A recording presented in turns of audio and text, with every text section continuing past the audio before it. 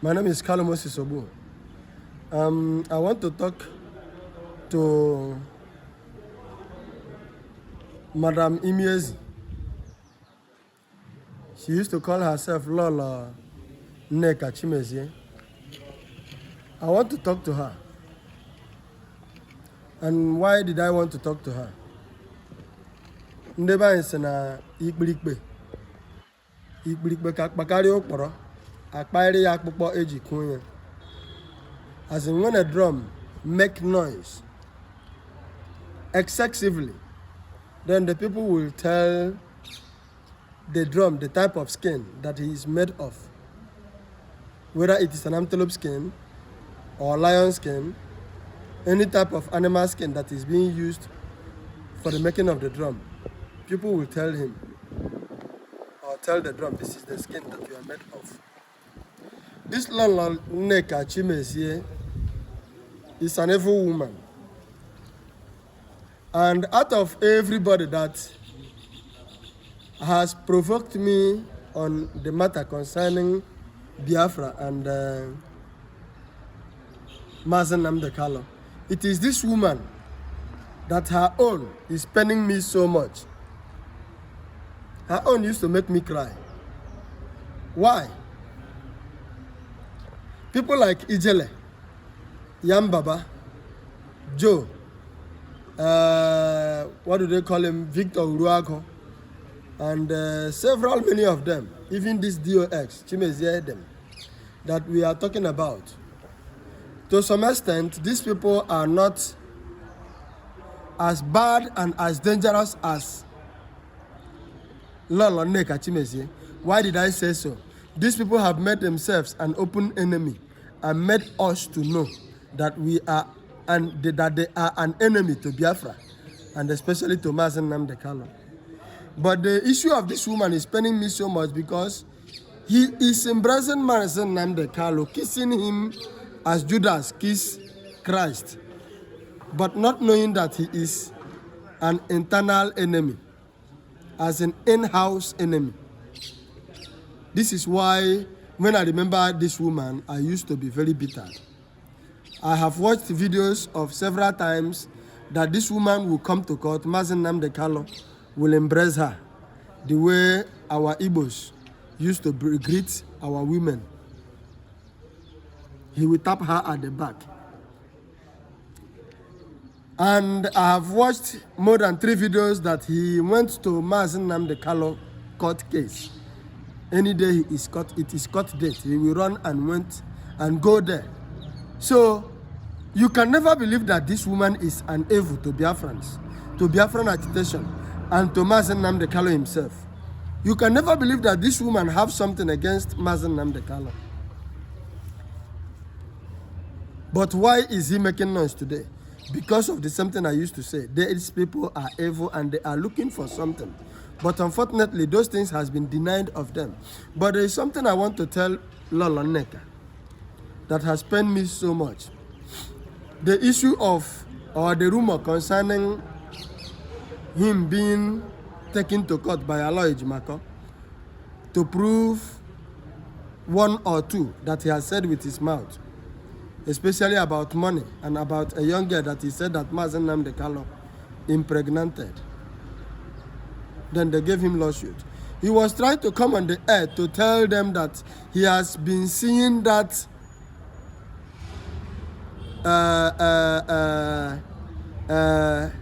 suit on social media rather than on real life. That there is nobody who have come to give him a lawsuit from Aloy Jimako, and that if they do that, he is going to put it on camera and place it on media so that everybody will see. And I think that is the point he is trying to make. She is trying to make, rather. But instead of stopping at that point, she started making jest of Aloy Jimako. But I'm not against that. But also, Nneka, that was the only thing that pained me. And what did she say? She said Aloy Jimako is a social media lawyer. That when it was really time to defend Nneka in the court, that they couldn't do so, or he couldn't do so rather, to the point that Mazi Nnamdi Kanu now have to stand for himself in the court. Then now he told them to come on board, that he is going to vomit a lot, that they should get ready, that he is not in the issue of sentiment, that it is no sentiment or emotions in the court, that he is not Mazi Nnamdi Kanu, or that they should not do that Mazi Nnamdi Kanu thing with him. A kind of, when you are being sentenced, he used the two words I'm going to use now. After being sentenced, then you begin to shout, or when you are about going to be sentenced, you started shouting that you cannot sentence me on a repeat law. On a repeat law. That is Mazi Nnamdi Kanu's cry that he is using to mock him.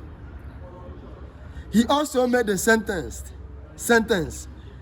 that he is not in those categories of people that we started shouting, show me the law, the way Mazi Nnamdi Kanu was shouting, Omotosho, show me the law, Omotosho, show me the law. The thing pained me. It pains me so much. Why was I so pained? I was so pained for two reasons. I was so pained that this woman who is saying these things is the same woman the other day who were embracing Mazi Nnamdi Kanu, sympathizing with him, following us to sympathize and cry as if he is aware that Mazi Nnamdi Kanu has been treated unjustly by Nigerian government through their court or through their high court. Then number two, there are people who still today doesn't believe or have not come to become or to the place of awareness that Omotosho, show me the law, is not a shout but a cry of a young man who has been denied justice and whom his people has been denied justice in the court. You sentence a man on a repeat law, and the man is crying, Omotosho, show me the law. Omotosho, show me the law. Till today, many people didn't know that Mazi Nnamdi Kanu was doing his cry rather than being emotional. And that cry is a cry for a man whom his people has been denied of justice, whom his nation has been denied of justice, not just because he was going to prison or he is going to be in life prison, but because his people has been denied of the justice that they deserved. Mazi Nnamdi Kanu didn't go to court in Abuja because he rapes anybody's wife or he rapes any little girl, maybe underage.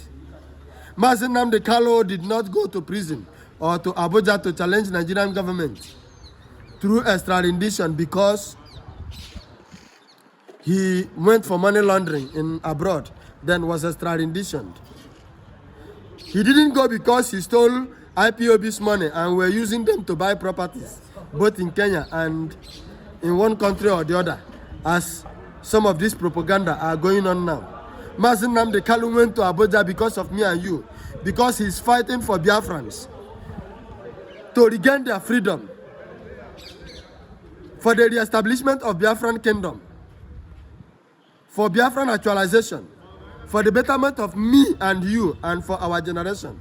And somebody can be very bold to come out and make mockery of his emotions and his cry for justice. Because me personally, I can't remember how many times I have cried. Because anytime I come across the video where Mazi Nnamdi Kanu is crying, shouting in the court, Omotosho, show me the law. Omotosho, show me the law. I used to shed tears.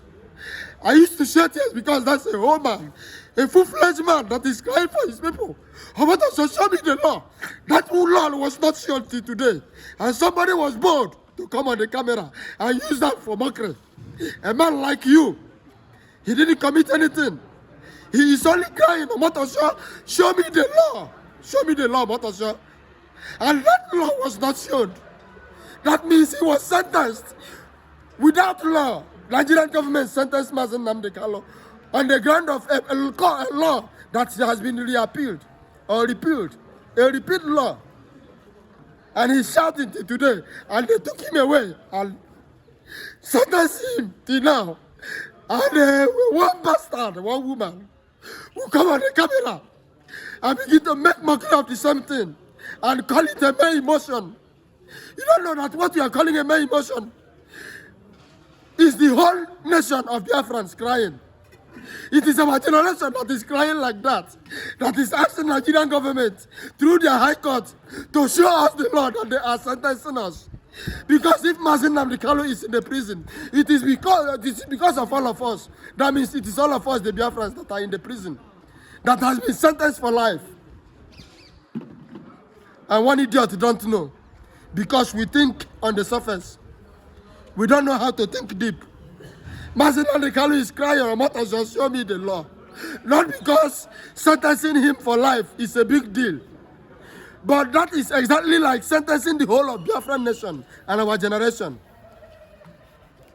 And one Lolo Nneka can be bold to come on the camera and begin to make jest of that cry, begin to make jest of that yelling, begin to make jest of such denial. And the same person you were following every now and then in the court. They took him away and he was shouting, crying, Omota shall show me the law. Omota shall show me the law. Omota shall show me the law. Omota shall show me the law. That law was not shown. And they have sentenced him for life. And the law was not shown. It was on the ground of a repealed law that they sentenced him. But one thing I want to ask you, Lolo Nneka.